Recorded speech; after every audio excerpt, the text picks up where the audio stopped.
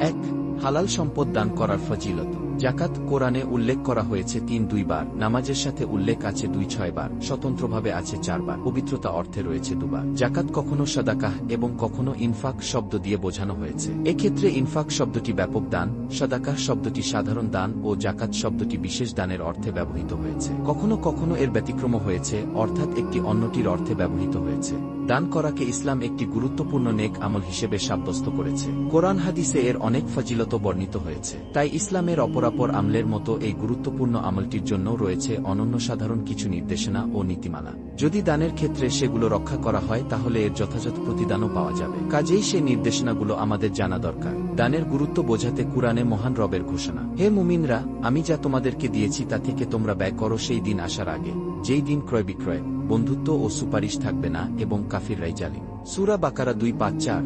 উপর্যুক্ত আয়াত ও হাদিসে আল্লাহ প্রদত্ত অর্জিত হালাল সম্পদ থেকে আল্লাহর রাস্তায় গরিব অসহায়দের মধ্যে দানস্তকার বিষয়ে নির্দেশনা ও গুরুত্ব দেওয়া হয়েছে। প্রত্যেক কল্যাণকর কাজের ক্ষেত্রে নিয়তের পরিশুদ্ধতা অত্যন্ত গুরুত্বপূর্ণ ও জরুরি। দানও এর বাইরে নয়। দানের ক্ষেত্রেও নিয়তের পরিশুদ্ধতা অপরিহার্য। রাসূলুল্লাহ সাল্লাল্লাহু আলাইহি ওয়াসাল্লাম বলেছেন, নিশ্চয়ই সব আমল নিয়তের ওপর নির্ভরশীল, আর প্রত্যেক ব্যক্তি তাই পাবে যা সে নিয়ত করবে।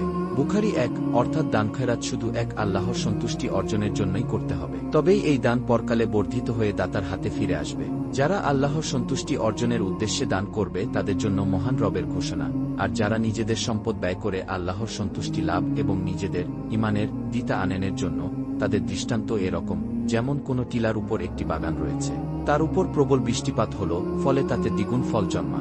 যদি তাতে প্রবল বৃষ্টি নাও পড়ে, তবে শিশির বিন্দু তার জন্য যথেষ্ট। আর তোমরা যা কিছু করো, আল্লাহ তা অতি উত্তম রূপে দেখেন। সূরা বাকারা ২৬-৫। কিন্তু নিয়ত যদি সহিহ ও শুদ্ধ না হয়, তখন হিতে বিপরীত হয়ে যেতে পারে।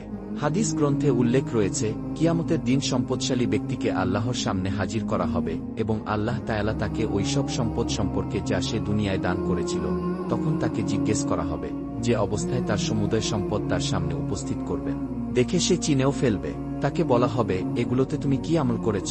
সে বলবে, যেসব খাতে দান করা আপনি পছন্দ করেন এমন প্রতিটি খাতেই আমি আপনার জন্য খরচ করেছি। তখন তাকে ডেকে বলা হবে, তুমি মিথ্যা বলেছ, তুমি খরচ করেছ যাতে তোমাকে দানশীল বলে, এবং তা তো বলা হয়ে গেছে। অতঃপর তার ব্যাপারে সিদ্ধান্ত হবে। তাকে টেনে হিঁচড়ে জাহান্নামে নিক্ষেপ করা হবে। মুসলিম ১৯০৫। সুতরাং কথা একটাই, দান অল্প হোক আর বেশি হোক, আল্লাহর জন্যই হতে হবে। নিয়ত শুদ্ধ করে সামান্য দানও যদি করা যায়, সেটি মৃত্যুর পরে কাজে আসবে এবং পরকালে আমলনামায় যুক্ত হবে, যদিও তা একটি খেজুরও হয়। আপনারা আমার চ্যানেলটা সাবস্ক্রাইব করে রাখেন। আর কোনো প্রশ্ন থাকলে কমেন্ট বক্সে জানাবেন।